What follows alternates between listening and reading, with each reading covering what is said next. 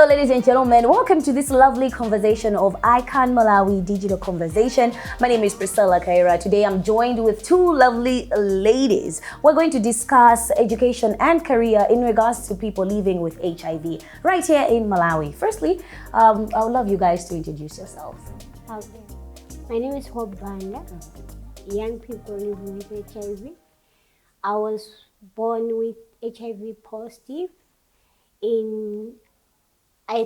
I was born with it.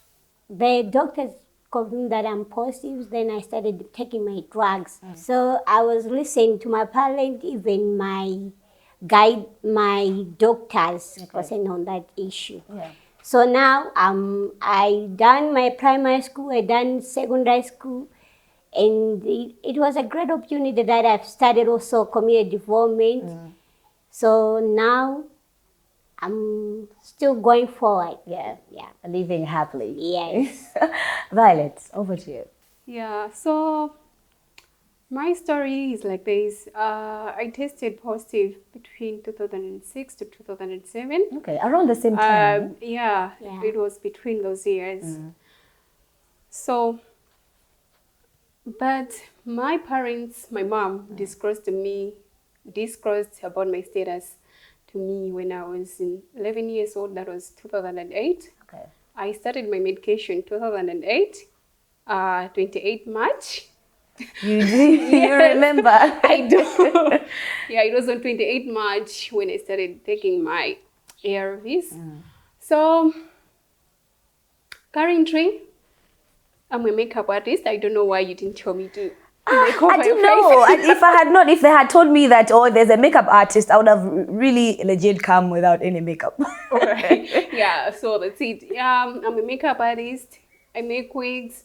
I'm an addressing mentor at Bela College of Medicine Children's Foundation, Malawi, PIH, and Macro. Okay. And also, I'm a vice chair at Bela Steering Committee, that is. Yeah, I have a diploma in public health. Okay. All right. I'll go back to you, Hope. The time 2007, you discovered that now you have the virus. Yes. How was it? What were the challenges that you were facing when you went back to school? Did anything change in your life with your friends, teachers? How were they treating you in school?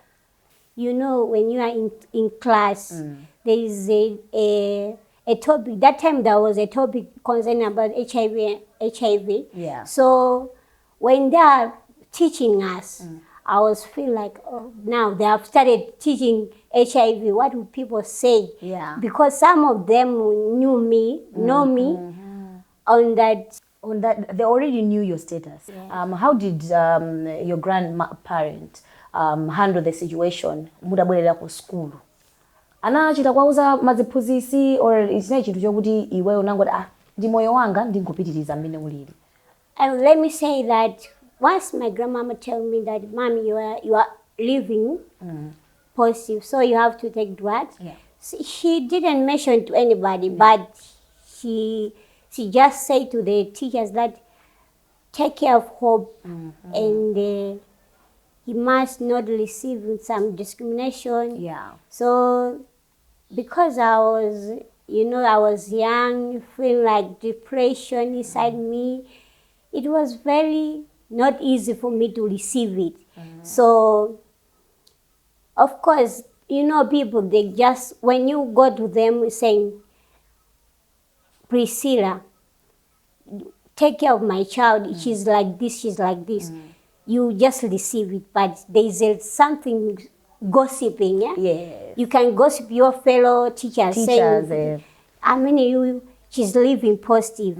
So it was very bad to see other teachers mocking me during their conversation, even the... Maziphunzisi. Yeah, that time it was very bad for me to see that.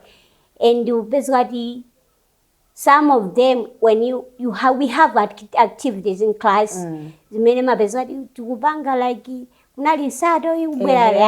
that time, even to hold each other, it was, people were doing like banga scare. We should not hold Hope.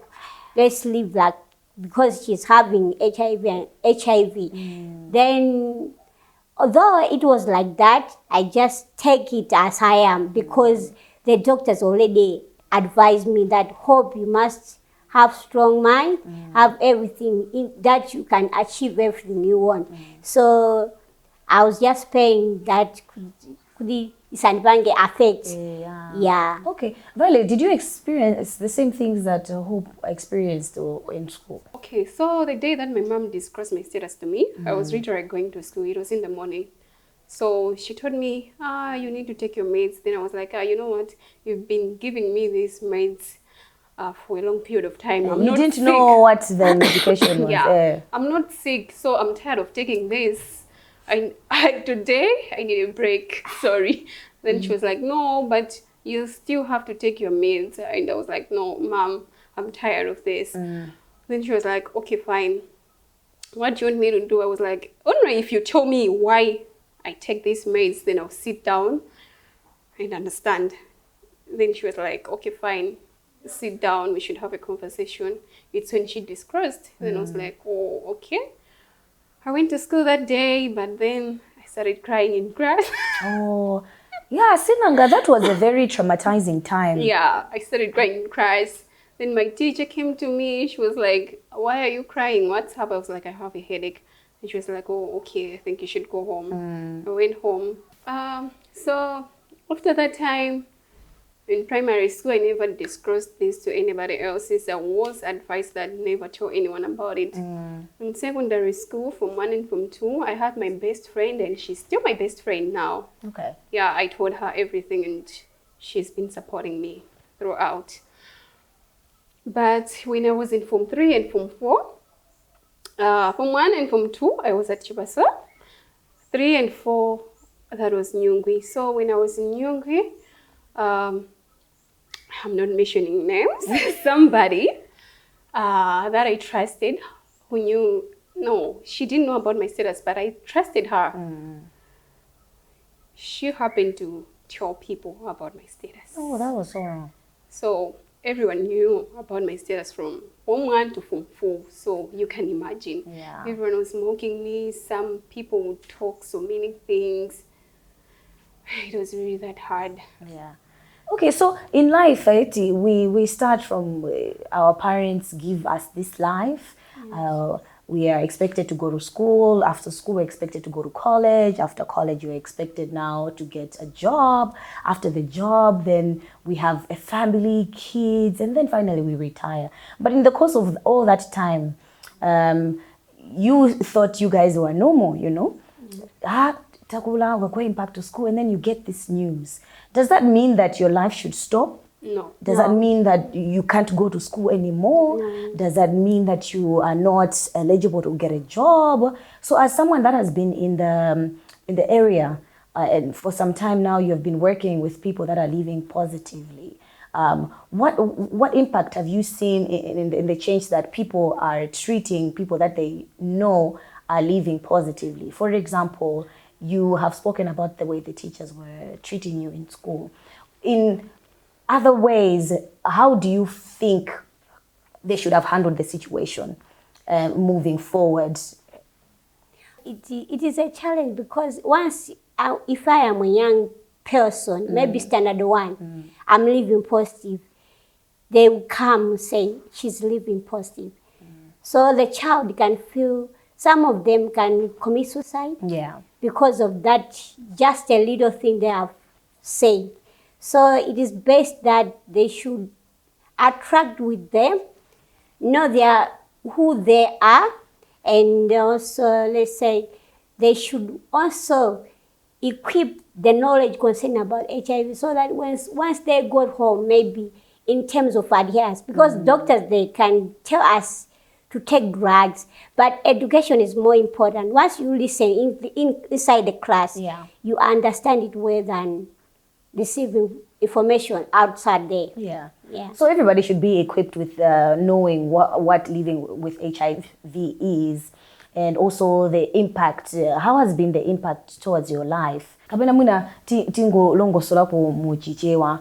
Mina napangila treat Hope growing up when she got the news.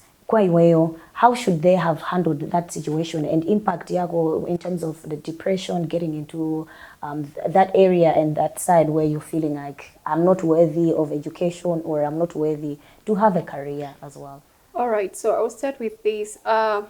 Once Kushibadala, they have disclosed to an adolescent or someone, to a young person about their status, there are many things that can happen to that person. One, that person can have suicidal thoughts. Others can be depressed. But there are so many things that can happen to that person, mainly to do with psychosocial. So it is very important that the healthy sector should equip the teachers. I'm glad that nowadays the Gokma secondary schools meet maybe like the board ministries and mamatrons, the patrons, to train them on how to handle such cases, just in case they have someone who is positive. We have mother groups, and those people are the ones who take care of these kids in school. So at least now things have changed than back in the past, whereby no one had no knowledge about HIV and AIDS.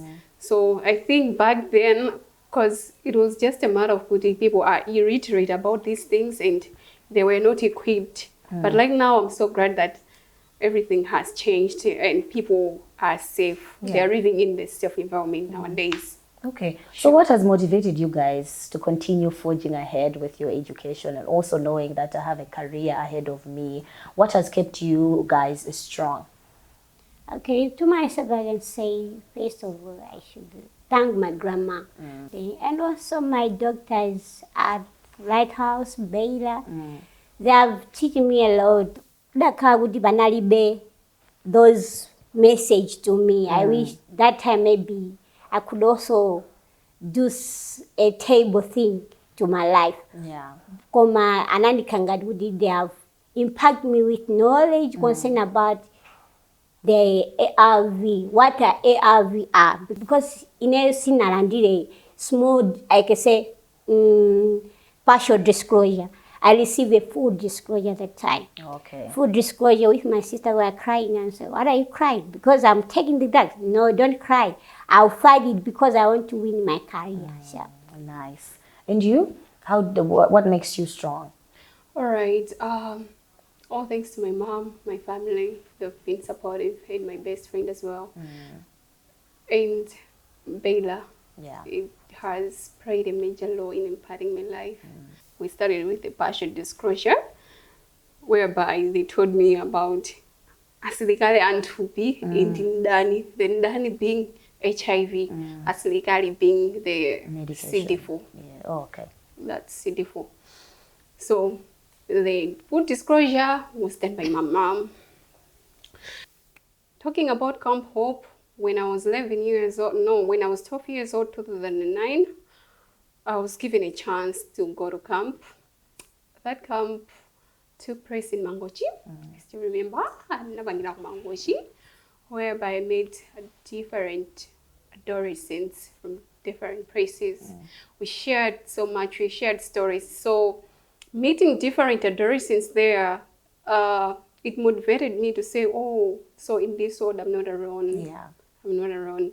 I have also other people that we can share different stories and different things, and they can support me in anything 100%. else. Yeah. Yeah. All right. So now I've been a full-time mentor at Camp Hope. Okay. Thank you guys so much for sharing your journey, especially when it comes to education and also forging ahead, going for your goals and your dreams in your career, becoming the best version of yourselves, living positively and proudly. And it's such amazing things that you guys are doing. Beautiful women, I see. And also teaching other people how to handle such cases. And it's very rare to see such beautiful women doing all of this. And I appreciate you so much for opening up to me today. And when we're talking about something else, another conversation, and I know there's so many things that we can discuss and talk about in regards to living positively. There's so many things that a lot of people have to learn. You've already said teachers not only do they need to teach, but also need to be equipped with the proper knowledge on how to handle people living positively.